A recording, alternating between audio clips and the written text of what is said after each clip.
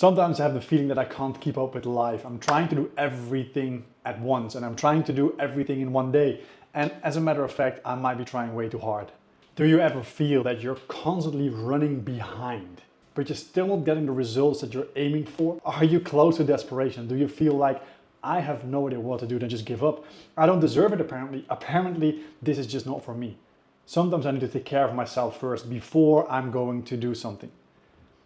Self-care is such an important topic, and it's something that I've changed for myself a few years ago, and it literally has changed my life just by making sure that I'm taking better care of myself. I'm not just talking about going to the gym and eating healthy. That was also something I think I was quite good at already.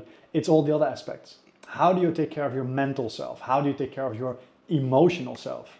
And how do you actually take care of the fact that you are always moving, always in different environments, always surrounded by new emotions, new experiences, new things that are coming your way. We don't control what it exactly is, but we do control how we respond to it. And that's exactly what I would like to talk about when it comes to self-care. How can you get yourself back on track, energized for the rest of your life, and making sure that you're doing things that are actually on your checklist. If you want to move from here to your goal, if you're not there yet, that means that you probably need to change something. If you keep getting the same results, you definitely need to change something. Let's make sure that you understand what self-care is, how to increase your self-care routines, or how to start if you haven't had any yet. And of course, how can we make sure that it is as beneficial as possible for you personally? Because let me tell you this, self-care is not a one-size-fits-all. We do need to take care of our physical, mental, and emotional self. That is the similarity that we have, but everything else can work for you that doesn't work for anybody else. Make sure that you stay tuned to make yourself a little happier, a little healthier, and therefore a little bit better. So let's start with the easy one, the physical self. How do you take care of your physical body? It is about how do you nourish yourself. So what do you eat? What do you drink? What exactly do you put in that system of yours?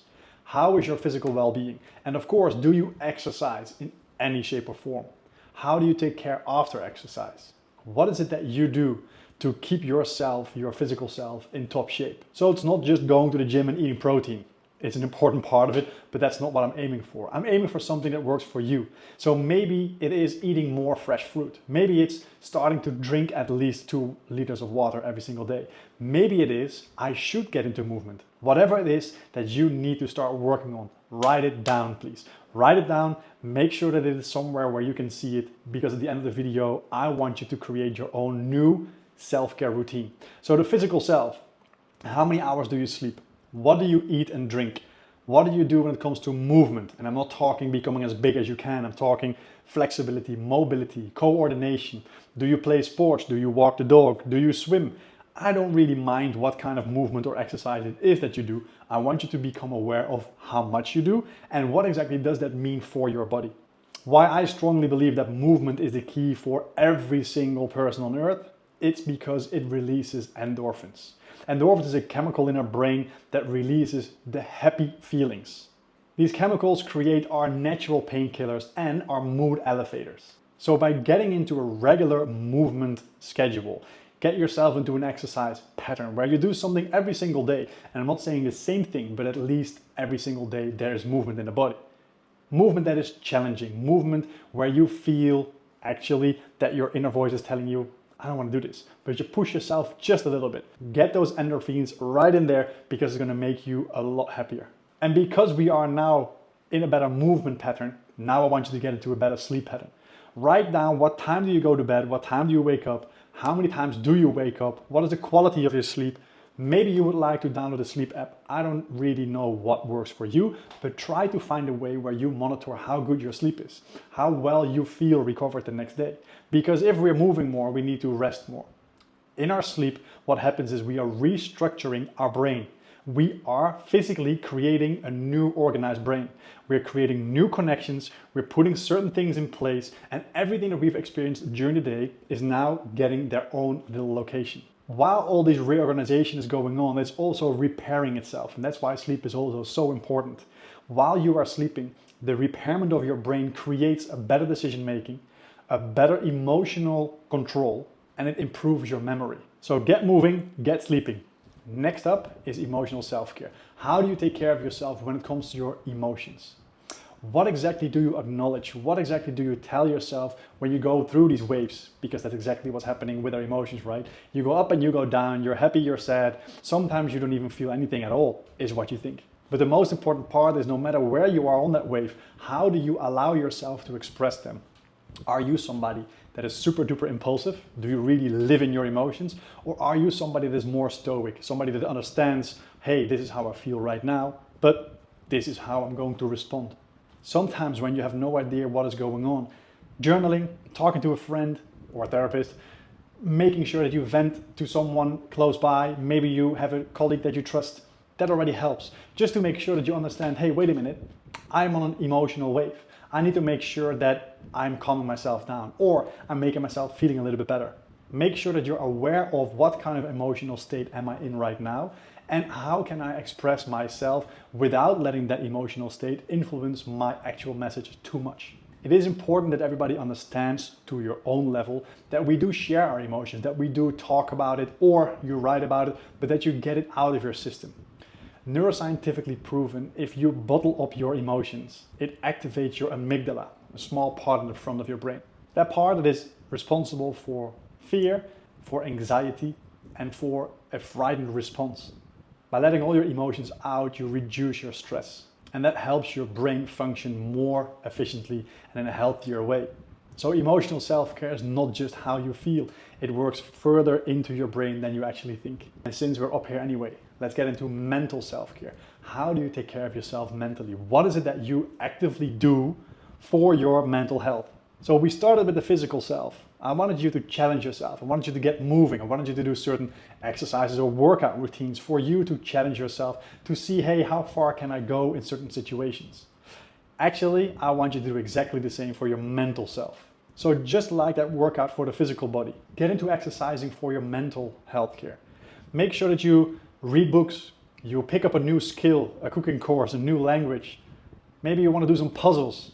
Maybe you want to play games that activate certain pattern recognition and logical thinking strategies. Make sure that you mentally challenge yourself as well. Think about the sleeping part. Every single time that you do something new, every single time that you challenge your brain. During the night while you're asleep, because you're sleeping better now, right? You're going to reorganize your brain. You're going to create new structures, new connections. Therefore, you're improving your brain. You're improving your mind. That means you're not only working on your physical strength, but also on your mental and emotional strength. And if we have had those three, then there's only one left, our number 4, your social self-care. What social environments do you have? When it comes to your free time, your career, your job, your sports, your hobbies, it doesn't matter where you are. What does your social self-care look like? Have you ever thought about that? If you surround yourself with a lot of people that have a huge negative effect on you and you are there all the time, guess what? You're going to put yourself in that state of mind. You're going to put a lot of stress on your system. And we just learned that stress is something that we actually want to get rid of. It is something that is not helpful for our brain, for our healthcare in physical and mental aspect. So spending time alone, yes, definitely a good idea, but we're all humans. We also need to spend time with the people that we care about, the people that we love, engaging in meaningful conversations, creating a sense of community. It all helps us feeling more purposeful. If you wouldn't mind, give someone a hug. All these activities, including the hug, releases oxytocin. And oxytocin is the love hormone. It is something that gives us a pleasurable feeling. It gives us a good feeling. It is not only reducing our stress, but it also gives us a feeling of belonging, of purpose. And this is the beautiful part of the social self-care, but there's also a more challenging part, and that is setting your boundaries. Making sure that even if it's a colleague that you have to work with every single day, that you can communicate in a healthy, clear way your boundaries. So step number 1 for you would probably be creating your boundaries, knowing your own boundaries, knowing them, accepting them, and then step 2, creating them in a proper communicated way. Make sure you set your boundaries while you are respectful, calm, and understanding for the other's perspective as well. Sometimes it means just saying no more often, and sometimes it means going into a deeper leveled communication with that colleague, with somebody in your family that at the moment is not maybe your favorite person to spend time with. Communicating your boundaries creates a healthier environment for you to live in, and therefore a better place for your mental, for your physical, for your emotional self. So social aspect is equally important in my personal opinion. So in order for you to start creating that self-care routine, to maybe make sure you have certain moments in your day or in your weekly schedule where you check in with yourself, you need to do one thing first. Like I mentioned before, it starts with awareness. You need to be able to understand what is it that I personally need?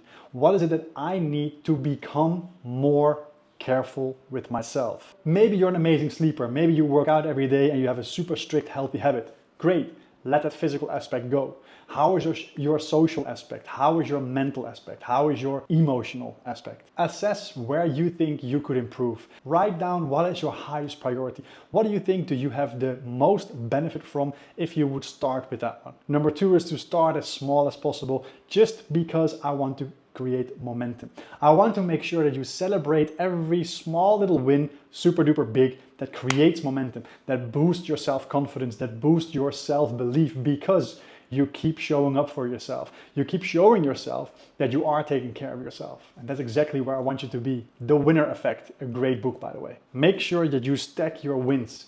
And if there's a small mistake in between, so what? It doesn't matter, because you're just stacking your successes on top of each other. How can we do this? Because you have written them down right now. We need to take action. Taking action, even if it's just thinking about it over and over again, creates a new neural pathway. There it is again. The neuroplasticity shows that we can create new connections. And every new connection, let me put it this way, it is as thick as a hair. So it's very fragile. And the more often you recruit that pattern, the more often you repeat it, the stronger, the thicker, the better that connection gets. And you know what? It becomes so strong and so apparent in your neuroplasticity, in your brain, in the reorganization, that every single time that you hear that same trigger, you recruit that connection. And now it becomes a habit. It is part of your habitual pattern. It is no longer a challenge for you to recruit this. It is no longer a challenge for you to start understanding what that change exactly was. You're just doing it. To start that process, to make sure that your step number 1 of your habitual patterns that you're going to change is schedule it. You schedule all your meetings, all your calls. You even schedule your hobbies. Every Monday evening I have to go here and here. Every Wednesday morning I'm going to yoga.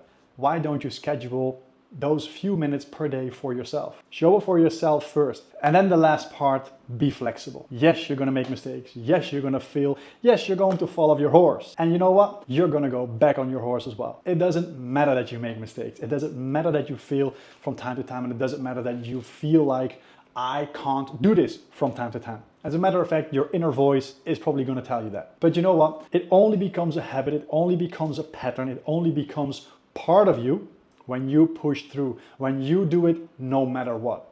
You need to make sure that no matter what happens in your life, you're always taking care of yourself. You're always focused on how can I still implement a few minutes here and there for myself. Look at it this way. You charge your phone probably all the time. You're making sure your headphones are charged. Why are you not worried about your own inner battery? Why is not that the very first thing you want to charge? Make sure that you understand that your depleted battery means your cognition is going down, your productivity is going down, your emotional control is going down, and therefore you become basically a completely different person. And if your self-care means binge watching Netflix while you're wearing your face mask, go for it.